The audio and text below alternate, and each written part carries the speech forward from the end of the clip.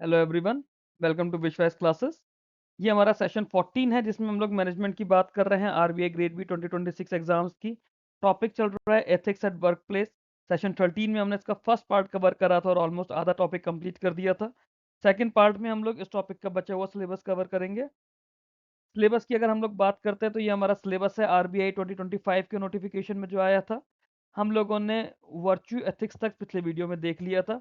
अब हम लोग टेलीलॉजिकल थ्योरीज से बात करेंगे। Teleological theories, egoism theory, relativism theories, फिर मॉरल इश्यूज क्या आते हैं कंप्लायंस में, फाइनेंस में, ह्यूमन रिसोर्सेज में, और एथिक्स इन बिजनेस में क्या क्या है, जिसमें उसका introduction, organisation structure, board of directors के रोल, इस सब के बारे में जानेंगे। टॉपिक है code of ethics, code of conduct. इसको मैंने यहाँ पे इंट्रोड्यूस करा है। दोनों के बीच में डिफरेंस मैंने सिर्फ इंट्रोड्यूस करे हैं, बट डिटेल्ड में इन दोनों के डिफरेंस जो है हमें डिस्क्रिप्टिव आंसर के थ्रू कवर करने की कोशिश करेंगे। फिर से मैं आप लोगों को बता दूं, जैसे पिछले पार्ट में बताया था कि कॉर्पोरेट गवर्नेंस हम ऑलरेडी फाइनेंस में कवर कर चुके हैं, मैनेजमेंट में अलग से कवर नहीं करेंगे। और कम्युनिकेशन का वीडियो भी हम लोग ऑलरेडी प्रोवाइड कर चुके हैं, जब शुरू के 7 वीडियोस दिए थे। जो पार्ट मिसिंग है उसको हम लोग डिस्क्रिप्टिव आंसर की फॉर्म में कवर कर लेंगे। अब इस पार्ट में हम लोग अदर एथिकल थ्योरीज डिस्कस कर रहे हैं। अभी तक हम लोगों ने यूटिलिटेरियनिज्म की बात करी, राइट बेस्ड एथिक्स की बात करी, वर्च्यू एथिक्स की बात कर ली, है ना। तो इन्होंने क्या करा, इन्होंने एथिकल रीजनिंग का कुछ एक तरह से कोर फ्रेमवर्क बना दिया। अब जो एडिशनल एथिकल थ्योरीज हम लोग देखेंगे, they play a crucial role in understanding how moral judgements are made in real world business situations. These theories, they provide alternative perspectives on how ethical decisions are evaluated, particularly जहाँ पे इतना ज़्यादा competition है, diversity है या business में complexity है। इनमें हमें टेलियोलॉजिकल थ्योरीज, ईगोइज्म और रिलेटिविज्म, ये हमें खास पढ़ना है। ठीक है, ये क्यों? Because they are relevant for analysing business behaviour, manager decision making and corporate conduct. Teleological theories की अगर बात करें, टेलियोलॉजिकल टर्म जो होता है ना, ये ग्रीक वर्ड है टेलोस, है ना, मीनिंग द एंड और गोल। ओके, तो टेलोस से बना है। नाउ टेलियोलॉजिकल थ्योरीज ये मॉरलिटी बताते हैं किसी भी एक्शन की, कि उसका आउटकम क्या है, कॉन्सिक्वेंसेस क्या है, rather than intention, duties और moral rules। कोर प्रिंसिपल क्या है टेलियोलॉजिकल एथिक्स का? ethical value of an action depends on what it achieves. Action are judged at right and wrong after evaluating their consequences.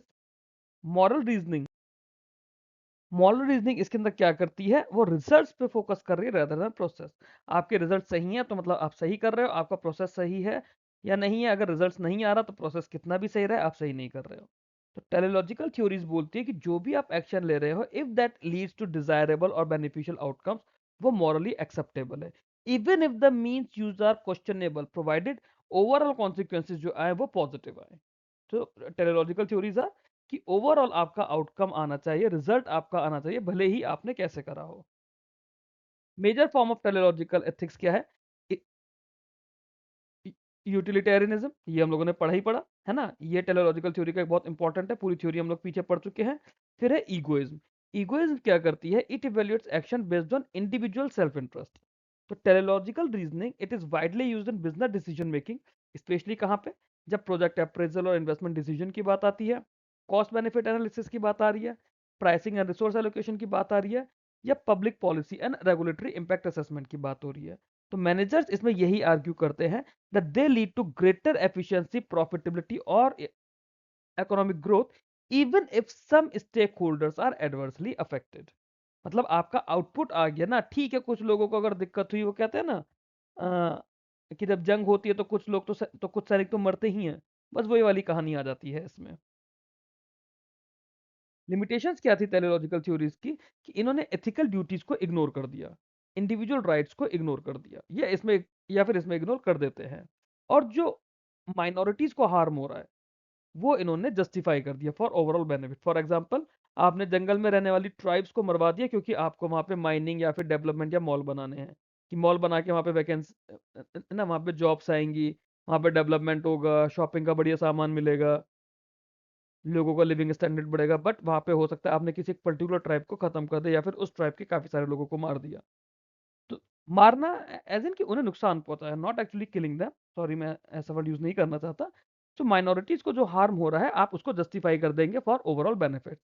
और ये India के respect में नहीं, जब ये थ्योरीज आ रही थी अर्ली 20th सेंचुरी के टाइम पे, हम वहां पे सोच रहे हैं जहां पे क्या था, जहां पर ब्रिटिशर्स उस समय अलग अलग कंट्रीज को इन्वेड कर रहे थे, अलग अलग कंट्रीज को रूल कर रहे थे। Thus, while teleological theories are practical and outcome oriented, they require ethical safeguards to prevent misuse. Egoism theory इसके अंदर खास थी। Egoism theory के अंदर क्या है? It is a specific form of teleological ethics. It holds that an action is morally right if it promotes self-interest of the decision maker.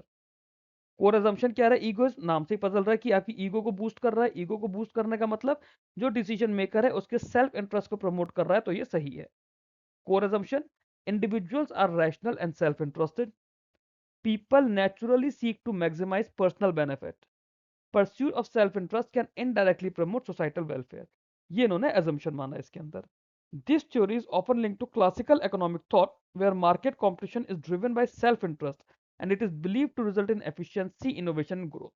कि आपके self interest की वजह से ही efficiency आ रही है, innovation हो रहा है, growth हो रही है।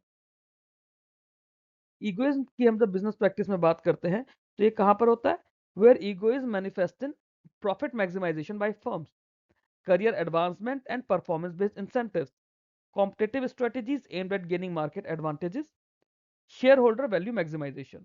तो managers क्या करेंगे? They justify their decision on the ground that serving organizational or personal interest ultimately contributes to economic development and consumer welfare.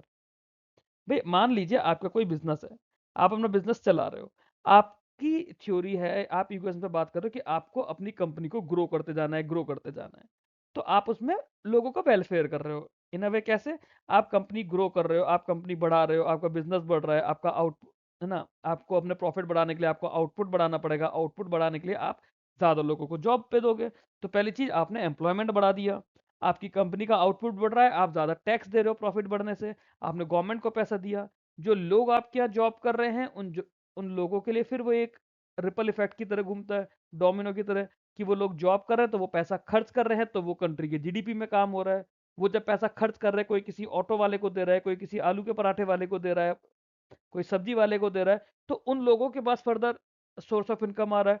तो आपकी अपनी ईगो की वजह से, क्योंकि आपको अपने फर्म का प्रॉफिट मैक्सिमाइज करना है, आपने पूरा एक डोमिनो इफेक्ट क्रिएट करके जस्टिफाई कर दिया कि मैं ऐसा काम कर रहा हूं इसलिए ऐसा ऐसा होता गया, है ना। हमने सोसाइटल वेलफेयर करा, या कंट्री के लिए इकोनॉमिक डेवलपमेंट में हमने पार्ट करा, या हमने कंज्यूमर वेलफेयर का पार्ट करा। बट इसका क्रिटिसिज्म भी है इगोइस्टिक थ्योरी का, या इगोइज्म थ्योरी का। Despite its intuitive appeal, it faces significant ethical criticism. जैसे इसने ग्रीड को, मतलब ग्रीड को बढ़ावा दिया, it encourage greed and opportunistic behaviour, it ignores responsibility towards weaker stake holders, justified explosion अगर वो डिसीजन मेकर्स को बेनिफिट कर रहा है। फॉर एग्जाम्पल, आप 10,000 की नौकरी पर रखे हुए और 12 घंटे हफ्ते के 7 दिन खून चूस रहे हो अपने एम्प्लॉइज का। It undermines trust, cooperation and long term relationship. ये सारी चीजें इसने खत्म कर दी थी। तो ये इसका क्रिटिसिज्म या इसकी लिमिटेशन है एक तरह से। Unrestrained egoism becomes ethically problematic जब सेल्फ इंटरेस्ट कॉन्फ्लिक्ट करता है सोशल वेलफेयर से, एम्प्लॉय डिग्निटी से और कंज्यूमर राइट्स से। रिलेटिविज्म थ्योरी होती है एक। रिलेटिविज्म थ्योरी क्या बोलती है? Ethical relativism, it challenges the idea of universal moral standards. It argues that ethical judgements are context dependent and shaped by social and cultural factor. Ethical relativism में इन्होंने core ideas क्या बोले? इन्होंने तीन चीजें बोली। क्या क्या? पहली चीज बोली कि जो मॉरल स्टैंडर्ड्स हैं वो हर कल्चर, सोसाइटी या हिस्टोरिकल पीरियड्स में अलग अलग रहे हैं, है ना। आप same set of moral standards को हर जगह नहीं अप्लाई कर सकते। कोई absolute universally applicable ethical rules नहीं है। रिलेटिविज्म थ्योरी के अंदर ये बात बोली गई है कि कोई भी absolute universally applicable ethical rules नहीं है। फिर इन्होंने ये बोला कि जो एथिकल बिहेवियर है, it must be interpreted within its social context. According to this theory, what is considered ethical in one society may be regarded as unethical in another. For example, कुछ countries में drugs legal है, हमारी countries में drug illegal है। कुछ countries में crypto currency legal है, हमारी कंट्री का अभी उस पर कोई स्टैंड नहीं है। बिजनेस रेलेवेंस की अगर हम लोग बात कर रहे हैं रिलेटिविज्म में, तो इट प्रमोट, तो जो मल्टीनेशनल कॉर्पोरेशन है जो अक्रॉस द कल्चर्स ऑपरेट करती है, वहां पे ये बिल्कुल शूट करती है। इंटरनेशनल लेबर प्रैक्टिसेस में शूट करती है, सॉरी, शूट करती है। मार्केटिंग और एडवर्टाइजिंग की जब बात आती है अक्रॉस रीजन, उस पर होती है। Negotiation and cross border partnerships पे करती है। एक छोटा सा एग्जांपल लो, यूएस के, यूके के, ऑस्ट्रेलिया के लेबर लॉज बहुत ज्यादा स्ट्रिक्ट है। कनाडा के लेबर लॉज बहुत ज़्यादा स्ट्रिक्ट है, बट उतनी स्ट्रिक्टनेस के हिसाब से वो इंडिया में काम नहीं करते।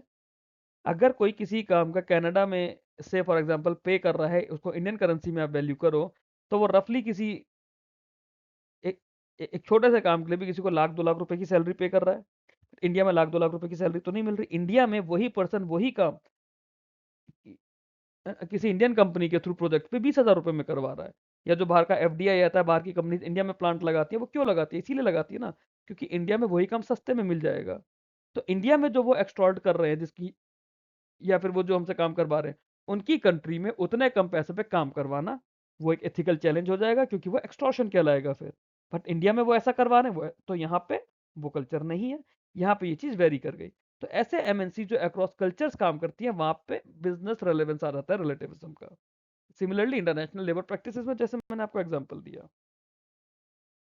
लिमिटेशंस की बात करें तो जो कल्चरल सेंसिटिविटी है वो इंपॉर्टेंस है, बट एथिकल रिलेटिविज्म के भी कुछ लिमिटेशंस है। कैसे? It can be misuse to justify unethical practices under cultural excuses. It undermines global ethical standard जैसे कि human rights, labour protections, environmental responsibility. इन सबको इसमें अंडरमाइन किया जा सकता है। It makes ethical accountability difficult in global operation. तो जो प्योर रिलेटिविज्म है, it may weaken moral responsibility and allow harmful practices to persist under the guise of cultural acceptance. Overall evolution करें अगर अदर एथिकल थ्योरीज का, तो टेलीलॉजिकल ethics, egoism और relativism, इन्होंने क्या बोला? इन्होंने वैल्यूएबल इंसाइट दी कि कैसे इथिकल रीजनिंग प्रैक्टिस में चल रही है, क्या क्या दिक्कतें आती है, स्पेशली कॉम्पिटिटिव और ग्लोबलाइज बिजनेस एनवायरनमेंट में। हाउएवर, हर थ्योरी की अपनी इनहेरेंट लिमिटेशन है जब उसे आप अलग अलग देखें। मॉडर्न बिजनेस एथिक्स के अंदर क्या होता है कि एक बैलेंस और इंटीग्रेटेड अप्रोच ली जाती है, जिसमें आउटकम एवोल्यूशन की बात करते हैं टेलोलॉजी के through, respect for rights and fairness की बात करते हैं, कैरेक्टर वर्च्यू की बात करते हैं, और कल्चर कॉन्टेक्स्ट के लिए सेंसिटिविटी की बात करते हैं। तो एक ऐसा इंटीग्रेटेड फ्रेमवर्क वो रेस्पॉन्सिबल होगा, सस्टेनेबल होगा, ग्लोबली एक्सेप्टेबल होगा, उसे हम एथिकल डिसीजन मेकिंग की बात करेंगे। मतलब आपने इन सारी थ्योरीज के बेस्ट पार्ट्स को उठा के कंबाइन करके एक आप एथिकल फ्रेमवर्क बना रहे हैं। बिजनेस में कुछ मॉरल इश्यूज आते हैं। मॉरल इश्यूज जो बिजनेस में आते हैं कब आते हैं? when organizational actions affect rights, welfare and interest of stakeholders। ये जो इश्यूज हैं ये हर एरियाज के लिए अलग अलग हो सकते हैं, बट कलेक्टिवली इथिकल प्रोफाइल बताते हैं किसी भी ऑर्गेनाइजेशन के। जैसे एथिक्स एंड कंप्लायंस। कंप्लायंस में जब एथिक्स की बात करते हैं तो कंप्लायंस में एथिक्स में क्या होता है? It focuses on adherence to laws and regulation, industry standards, internal policies. Common ethical concern क्या होता है कि रेगुलेटरी आर्बिट्राज है, वीक एनफोर्समेंट है ना, जो आप सिर्फ काम किया कंप्लायंस की खाना पूर्ति कर रहे हो। Box ticking compliance without ethical intent as in कि आपने बस खाना पूर्ति कर दी, बस कागज कागज पे कर दिया। Suppression of violation. Ethical compliance required moving beyond legal minimum towards principled behaviour. Ethical compliance it requires moving beyond legal minimum towards principled behaviour. आपको सिर्फ खाना पूर्ति नहीं करनी है, आपको उससे आगे बढ़ना है, आपको एक्चुअली में काम करना है। एथिक्स इन फाइनेंस की बात करें, फाइनेंस रिलेटेड एथिकल इश्यूज जो होते हैं उनका सिस्टमिक इम्प्लीकेशन बहुत ज़्यादा होते हैं। जैसे इनसाइडर ट्रेडिंग का, आप में से जिसने भी इनसाइडर ट्रेडिंग के बारे में पढ़ा है उन्हें आइडिया होगा कि आप कैसे कॉन्फिडेंशियल इंफॉर्मेशन को लोग मिसयूज कर सकते हैं। Accounting manipulation and earning management का, फाइनेंशियल स्टेटमेंट्स को मिसरिप्रेजेंट करने का। आप लोगों ने इतने सारे कई बार, जैसे स्कैम 1992 वाली एक टीवी सीरीज आई थी, आप लोगों ने देखा होगा, हर्षल मेहता के स्कैम के बारे में कुछ लोगों को पता भी होगा, कुछ लोगों को मैंने बाकी स्कैम्स के बारे में बताया था हम लोग जब कॉर्पोरेट गवर्नेंस कर रहे थे Punjab and Maharashtra cooperative bank के बारे में। तो इस तरह से मिसरिप्रेजेंटेशन होता था फाइनेंशियल स्टेटमेंट्स का।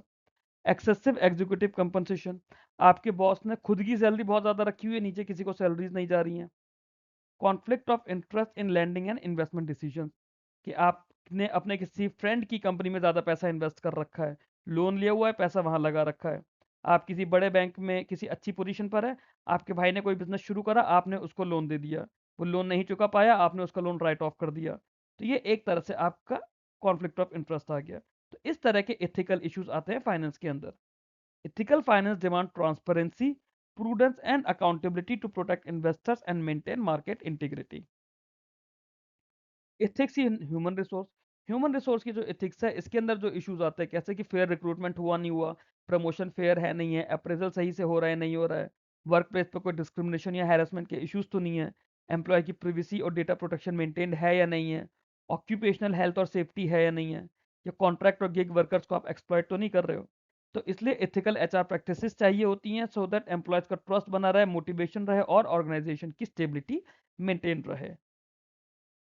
एथिक्स इन मार्केटिंग होता है कि आप कोई मिसलीडिंग एडवर्टीजमेंट तो नहीं कर रहे हो, कोई फॉल्स क्लेम और एग्जीगरेशन तो नहीं कर रहे हो। जैसे बहुत सारे कोचिंग इंस्टीट्यूट्स क्या बोलते हैं, फिर चाहे वो नीट और जेई का पढ़ा रहे हो, बैंक पीओ का पढ़ा रहे हो, आरबीआई ग्रेड बी का पढ़ा रहे हो, यूपीएससी का पढ़ा रहे हो ना, कुछ बच्चे सेलेक्ट होते हैं और वो सबके फ्रंट पेज पर आ जाते हैं। हर बड़ा बड़ा कोचिंग उन्हें उनको पैसे देकर, सुना है, no I can not give you any proof, but हाँ मैंने ऐसा सुना है कि बड़े बड़े कोचिंग सेलेक्टेड लोगों को, टॉप रैंकर्स को पैसे देकर उन्हें बुलवाते हैं कि वो उनके यहाँ पढ़े हैं। फिर चाहे वो उन्होंने एक स्टडी मटेरियल की बुक ही क्यों ना उनकी ली हो, वो अपने नाम पे छाप देते हैं उन्हें। तो ये क्या हो गया, मार्केटिंग में मिसलीडिंग एडवर्टीजमेंट्स हुए, फॉल्स क्लेम्स हुए, इस तरह से ना। तो ethical marketing promoted informed consumer choice and long term brand credibility. मैं जब विश्वास क्लासेस में आपको बात करता हूँ, मेरे थ्रू कितने भी बच्चों के सिलेक्शन क्यों ना हुए, मैंने कभी इस चीज को ब्रांड करने की कोशिश नहीं की। क्योंकि बाकी लोग क्या कर रहे हैं, बाकी लोग पैसे देके मुझसे ज्यादा अच्छी ब्रांडिंग कर देंगे जो शायद मैं नहीं कर पाऊंगा। क्योंकि मैं आप लोगों को एथिक्स पढ़ा रहा हूँ, इसलिए मैं चीज बोल रहा हूँ कि मैं थोड़े से एथिक्स को मेंटेन करने की कोशिश करता हूँ। Ethics in operation and supply chain की बात करें तो ऑपरेशनल एथिक्स में क्या क्या होता है, इसमें रिस्पॉन्सिबल प्रोडक्शन और सोर्सिंग की बात की जाती है। इश्यूज क्या होते हैं, सप्लाई चेन में लेबर एक्सप्लॉयटेशन का इशू होता है, एनवायरमेंटल डिग्रेडेशन का इशू होता है, अनसेफ वर्किंग कंडीशंस का इशू होता है और चाइल्ड लेबर का भी इशू होता है। तो जो बिजनेसेस हैं दे एंश्योर कि एथिकल कंडक्ट के साथ वो लोग काम करें across the entire value chain. Business में एथिकल प्रिंसिपल्स आते हैं।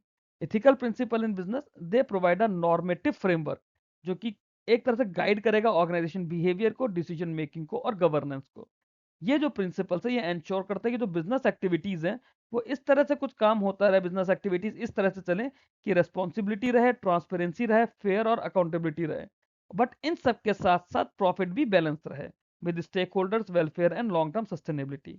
सो एथिकल प्रिंसिपल्स ये क्या करते हैं, इंडिविजुअल मॉरलिटी और इंस्टीट्यूशनल कंडक्ट के बीच का एक ब्रिज हो जाता है।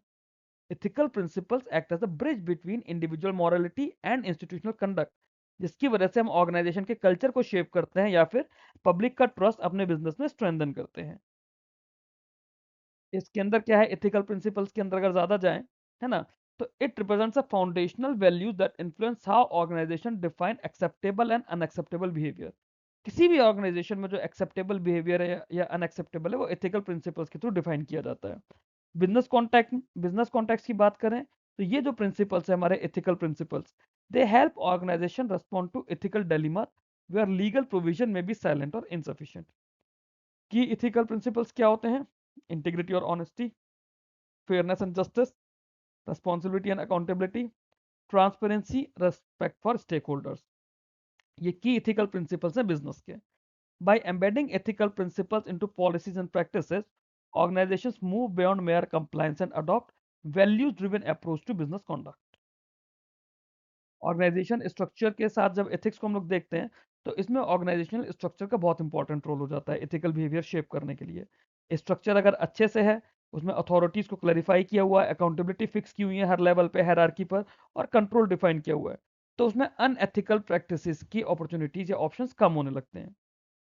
की एथिकल ड्रामा कब होता है ऑर्गेनाइजेशंस के अंदर, या की एथिकल डायमेंशंस क्या है, आपके roles and responsibilities clearly define हो ताकि कहीं पे भी पावर का मिसयूज ना हो और डिसीजन मेकिंग में कोई एम्बिग्यूटी ना है। ओके, सेग्रीगेशन रहे, ड्यूटीज रिड्यूस, मतलब सेग्रीगेशन ऑफ ड्यूटीज रहेगा तो रिस्क ऑफ फ्रॉड और कॉन्फ्लिक्ट ऑफ इंटरेस्ट से बचे रहेंगे।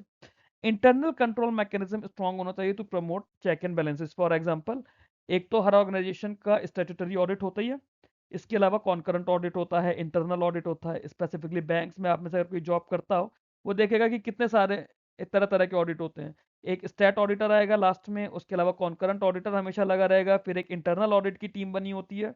तो मल्टीपल चेक्स एंड बैलेंसेस होते हैं, ट्रांसपेरेंट रिपोर्टिंग लाइंस होती है ताकि अकाउंटेबिलिटी भी मैनेज हो पाए, मेंटेन रहे। तो एथिकल ऑर्गेनाइजेशन स्ट्रक्चर में क्या होता है, they support responsible decision making and ensure that ethical concerns are identified and address promptly.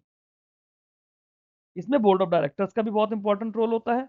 For example, board of directors ही जो होते हैं दे स्टैब्लिश करेंगे ऑर्गेनाइजेशन के एथिकल विजन को, वैल्यूज को, है ना, कोड ऑफ एथिक्स को और कंडक्ट को अप्रूव करेंगे, ओवरसी करेंगे, मैनेजमेंट बिहेवियर और परफॉर्मेंस को मॉनिटर करेंगे, कॉर्पोरेट गवर्नेंस के नॉर्म्स के साथ कंप्लायंस भी मेंटेन करके रखेंगे, एंड प्रोटेक्ट करेंगे interest of all stakeholders including minority stakeholders, है ना। फिर एथिकली एक्टिव बोर्ड जो होगा, they enhances organizational credibility, reduces governance failures and strengthen stakeholder confidence. For example, अगर हमारे जो हमने कुछ कॉर्पोरेट गवर्नेंस वाले टॉपिक में पढ़ा था, जैसे हमने पंजाब महाराष्ट्र कोऑपरेटिव बैंक के बारे में पढ़ा, जो मेहुल चौकसी वाला केस था उसके बारे में पढ़ा था, फिर हम लोगों ने IINFL क्राइसिस के बारे में पढ़ा था। अगर वहां पर उनके जो बोर्ड था उनका, या जो जो उनके बोर्ड ऑफ डायरेक्टर्स थे, वो अगर एथिकल प्रैक्टिस करते तो इस तरह के स्कैम्स नहीं होते, है ना। अब उन्होंने ऐसे स्कैम करे जिसकी वजह से उन ऑर्गेनाइजेशन की क्रेडिबिलिटी भी डाउटफुल हो गई, गवर्नेंस फेलियर्स आए। तो एथिकल बोर्ड रहेगा तो ऑर्गेनाइजेशन की क्रेडिबिलिटी मेंटेन रहेगी, गवर्नेंस फेलियर्स नहीं आएंगे। बेस्ट प्रैक्टिसेस क्या होती है एथिक्स प्रोग्राम में? तो इसमें कुछ कोर एलिमेंट्स होते हैं, जैसे लीडरशिप कमिटमेंट होता है, सीनियर मैनेजमेंट जो होता है उनका काम होता है कि एथिकल कंडक्ट डेमोन्स्ट्रेट करें और एथिकल एक्सपेक्टेशंस को रीइंफोर्स किया जाए। एथिकल पॉलिसीज और स्टैंडर्ड्स देखे जाते हैं, उसके अंदर क्लियरली आर्टिकुलेटेड होने चाहिए कोड्स एंड गाइडलाइंस ना, जो कि एक्सेप्टेबल बिहेवियर को डिफाइन करे। Ethics training and communication, regular training होनी चाहिए ताकि एम्प्लॉय सेंसिटाइज होते रहे तो ethical issues and decision making framework. Whistle blower mechanism बैंकों में है, बट ये हर जगह होना चाहिए। इसके अंदर क्या होता है, कोई अगर कंप्लेंट करता है टॉप लेवल पे या रेगुलेटर पे, उसका नाम नहीं आना चाहिए, उसे विसल ब्लोअर कंप्लेंट कहते हैं। जैसे मान लीजिए आप किसी बैंक में जॉब कर रहे हैं, आपको अपने बैंक में कुछ गलत प्रैक्टिसेस पता है ना, कि आप देख रहे हैं कि वो गलत प्रैक्टिसेस चल रही है, तो उसमें क्या होगा, उसमें अगर आप अपने नाम से कंप्लेंट करेंगे तो कल को आपकी जॉब पर बात आ सकती है। वही अगर आपने विसल ब्लोअर कंप्लेंट करी किसी भी अथॉरिटी पे, चाहे RBI को, चाहे PM ऑफिस में, चाहे फाइनेंस मिनिस्ट्री के ऑफिस में, तो वो आपके नाम को कॉन्फिडेंशियल रखते हैं। तो कॉन्फिडेंशियल रखेंगे और आपकी जॉब को प्रोटेक्ट करके रखेंगे कि उस कंप्लेंट की वजह से आपकी जॉब ना चली जाए। मॉनिटरिंग एंड ऑडिट होता है, जैसे मैंने आपको बताया कि पीरियडिकली ऑडिट होते हैं अलग अलग तरीके से चेक्स एंड बैलेंसेस के लिए। ये एथिक्स प्रोग्राम के बेस्ट वे हैं। फिर एनफोर्समेंट एंड डिसिप्लिन, तो डिसिप्लिनरी एक्शन भी हो जाता है अगर कोई एथिकल वायलेशंस आते हैं तो। इफेक्टिव एथिक प्रोग्राम जो होगा वो एथिकल अवेयरनेस, अकाउंटेबिलिटी और ऑर्गेनाइजेशनल इंटीग्रिटी को मेंटेन करेगा, प्रमोट करेगा। कोड ऑफ एथिक्स एक चीज होती है, तो कोड ऑफ एथिक्स क्या है ना, एक डॉक्यूमेंट की तरह हो जाता है ना, एक पॉलिसी की तरह हो जाता है। नाम से ही पता चल रहा है कोड है एथिक्स का, एक फॉर्मल डॉक्यूमेंट जिसमें ऑर्गेनाइजेशन की कोर वैल्यूज, प्रिंसिपल और एथिकल कमिटमेंट्स लिखे होते हैं। ये वैल्यू बेस्ड और प्रिंसिपल ओरिएंटेड होता है जो कोड ऑफ एथिक्स होता है। सभी एम्प्लॉयज के लिए एप्लीकेबल होगा, मैनेजमेंट के लिए होगा और कुछ हद तक एक्सटर्नल स्टेक होल्डर्स के लिए भी रहता है। और जिस भी ऑर्गेनाइजेशन के लिए वो होता है वो उसकी मॉरल फिलोसफी और कल्चर को बताता है। तो कोड ऑफ एथिक्स है, it serve as a moral compass guiding behaviour and decision making across the organisation. फिर एक कोड ऑफ कंडक्ट होता है। कोड ऑफ कंडक्ट के अंदर क्या होगा, it provides specific behavioural rules and operational guidelines for employees and management. की component क्या होंगे कोड ऑफ कंडक्ट के, conflict of interest policies, guidelines on gifts, hospitality and bribery, compliance with laws and regulation, confidentiality and data protection, professional behaviour and workplace conduct. ये code of conduct के की components हैं। Code of conduct ethical values को actionable standards में translate करता है that ensures consistency and clarity in daily operation. हर organisation के पास एक कोड ऑफ एथिक्स भी होता है, एक कोड ऑफ कंडक्ट भी होता है। जब मैं ऑर्गेनाइजेशन की बात करता हूँ तो मेरा मतलब होता है अच्छे बड़े फाइनेंशियल इंस्टीट्यूशन, क्योंकि हम यहाँ बैंकिंग की, RBI की पढ़ाई कर रहे हैं, हम IT की पढ़ाई नहीं कर रहे हैं। मैं आपसे TCS इन्फोसिस की बात नहीं करूंगा, दो उनके पास भी होता है, बट हम यहाँ पे अपने फाइनेंशियल और बैंकिंग सेक्टर से रिलेटेड ही बात कर रहे हैं सारी। छोटा सा डिफरेंस हम समझने की कोशिश करते हैं कोड ऑफ एथिक्स और कोड ऑफ कंडक्ट में। थ्योरेटिकली तो हम इसको डिस्क्रिप्टिव आंसर में पढ़ेंगे अलग से, बट यहाँ पे अपने सेशन के अंदर ही छोटा सा देख लेते हैं। जो नेचर होता है कोड ऑफ एथिक्स का, वैल्यू बेस्ड होता है, code of conduct rule based होता है। फोकस जो रहेगा कोड ऑफ एथिक्स का वो प्रिंसिपल और वैल्यूज पर रहेगा, कोड ऑफ कंडक्ट का बिहेवियर और एक्शन पे रहता है। स्कोप की बात करें तो ब्रॉड और एस्पिरेशनल स्कोप होता है कोड ऑफ एथिक्स का, but code of conduct specific और प्रैक्टिकल होता है। जो कोड ऑफ एथिक्स होता है ये एथिकल थिंकिंग को गाइड करता है और कोड ऑफ कंडक्ट रेगुलेट करता है कंडक्ट को। एक छोटा सा हमने ब्रीफली समझा कोड ऑफ एथिक्स और कंडक्ट के बीच में क्या फर्क है। आप लोगों को अगर ये वीडियो अच्छा लगा हो तो वीडियो को प्लीज़ लाइक कीजिए, चैनल को सब्सक्राइब कीजिए। ये मेरे टेलीग्राम ग्रुप है, RBI ग्रेड बी के लिए ग्रुप और चैनल दोनों के लिंक्स यहाँ मैंने दिए हुए हैं। RBI GRB 2026 सर्च करेंगे आप टेलीग्राम पे, आपको चैनल मिल जाएगा। उसी चैनल का जो डिस्कशन है वो ये RBI ग्रेड बी का ग्रुप है, यहीं पे सारा डिस्कशन होता है, PDFs आपको मिल जाएंगी। और जो भी आपके डाउट्स है या आप कुछ क्लैरिफिकेशन चाहते हैं तो मेरे से आप यहाँ पे कोऑर्डिनेट कर सकते हैं। Thank you very much, thanks for watching this video. Keep learning, keep growing.